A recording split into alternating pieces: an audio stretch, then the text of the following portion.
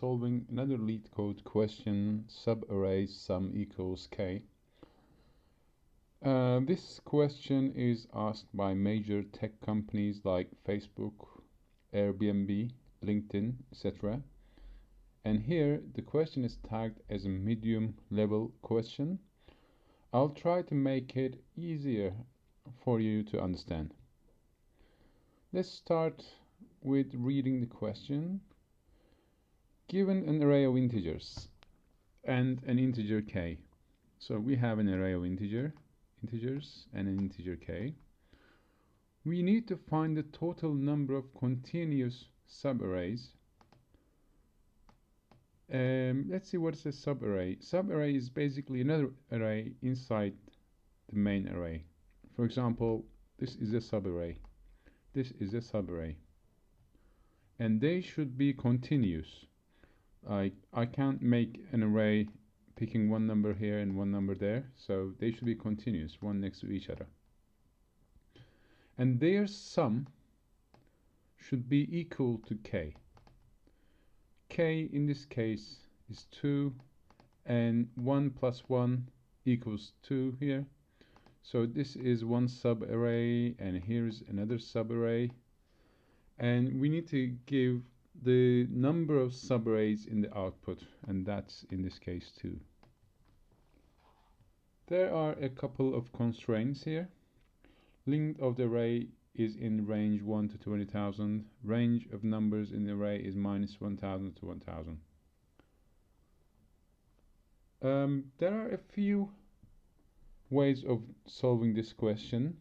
The very first thing you may think of is using a brute force method, which is, for example, if this is my array, this is the given array. If I put a pointer here, and another pointer goes through this one, and another embedded for loop goes through the array again, I can find the total number of subarrays using the counter. So in that case, that would give me O(n) cubed time complexity, which is not quite optimal, but this is the very first thing you may think of, and a brute force way of doing this. Another way of doing is using a cumulative sum approach. Basically, you create an array of the sum of the numbers. This is the given array. The very first number is 0, then 3, then add 4, 7, 7 add 4, 14, 14 add 2, 16, 13, 14, 18, and 20. So this is the cumulative sum array. If I have the difference k between these numbers, then that means I have one subarray. For example, 7 to 0. 7 minus 0 is 7. I have k, 7. So that means I have one subarray here. Let's check if it's true. 3 plus 4, 7. 14 to 7, another one here. Then 14 to 7 here. Let's see, which one is that? 7, 14, 16, 13, 14. Here I have another one. Sorry, here. Here I have another one, which is true. 3 plus 1, 2 plus 1, 3 minus 3, and 7. Yes, I have another one here. Then I have another one here, 20 to 13. So I need to go from here. No. 13 is, where is that? So here. Yes, I have another 7 here. 6, 2, 4, 1, 7. Between 20 and 13. So if we go through the for loop bunch of times, 2 times, then we can find the number of subarrays using this cumulative sum method. But again, this is O n square time complexity, and this is not quite optimal. When we see nested loops like this, we can always think hash maps as constant lookup time, or storing the variable somewhere, or binary search logarithmic lookup time. So in this case, we will be using hash map to cache these numbers and look them up as we go through. So basically, this is the cumulative sum approach, and we will again use cumulative sum approach, but we will be saving the numbers into a hash map and checking if the number is in the map and finding the numbers using the map. So let's see. There is an example in these articles here. So this is a good example. We can use it. Again, nothing is here, and we store 0 in the map first. As we go through, we add our number in the map and how many times it occurs. In this case, it is 1.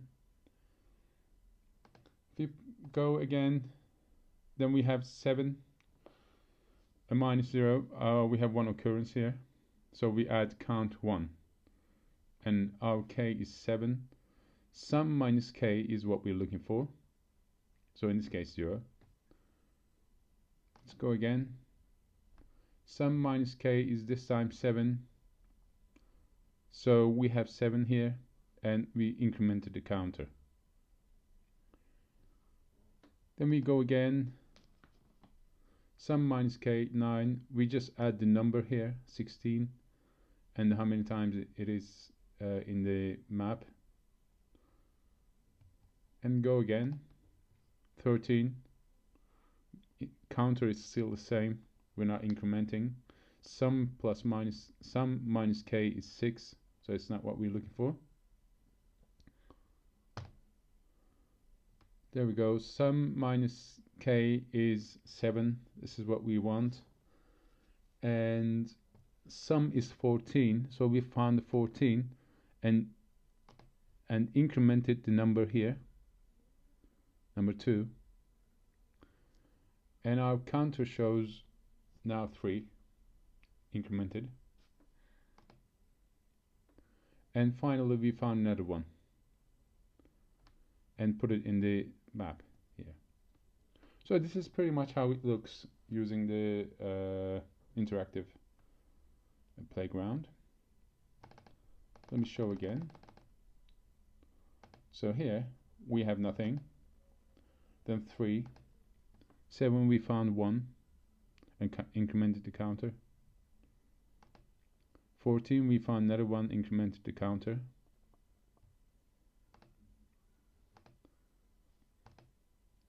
Then we found another 1, 14, minus 7 is 7, 7 is here. We put 14 in the map and incremented the counter to 2, and our counter is now showing 3.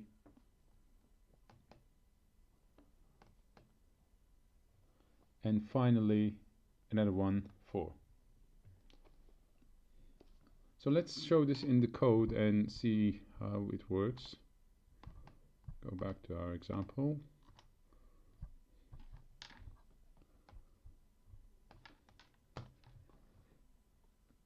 So this is our given array, and let's try to do using a hash map. First we create our hash map. Then we create our counter and our total sum, and we put the counter here as initial cache input. Then we go through the numbers, and as we go through like this, 3, 4, we add that to total number here. So in our case 0, 3, 7, 14, every time we go through an index, we add it to the total number. And as a cumulative sum, we add it to the array. So we created a needed number. So that's what we need to make total number minus the needed k.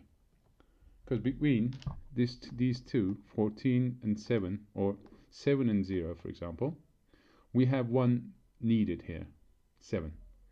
So that's what we need. If what we need is here, we get the count number of this cache.get need. Need is the key and value is the count. We incremented the count number by getting the need. You can do get or default method here, but I made it using contains key method. That way it's easier to understand. If the cache has sum that we stored before, we put it here. If it doesn't have the sum, then we put sum in the and the count is 1. If we have it inside the cache, then we get the count number plus 1 as a count number, and we put this sum as a count number here, and we create a new cache. And finally return the count number, and that's the total number of subarrays that equals k. So let's submit the code and see if it's going to work.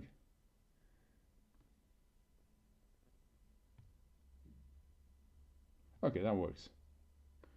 So that's pretty much it. Just go through the array, create a sum, put that sum into the cache or cache map or just array. Then find what you need. The need is the difference between the sum minus the required k. Then create the cache, then return the count. Hope this makes sense to you. I'll be back with other tutorials, so subscribe to my channel, and hope I will meet you later again. Thanks for watching.